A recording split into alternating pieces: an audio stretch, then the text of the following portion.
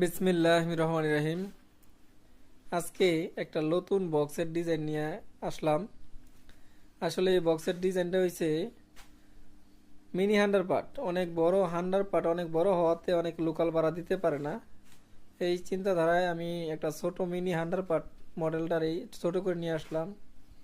এই বক্সটা স্পিকার মাঝ বরাবর এটার সাউন্ডটা অনেক দূরে থ্রো করে।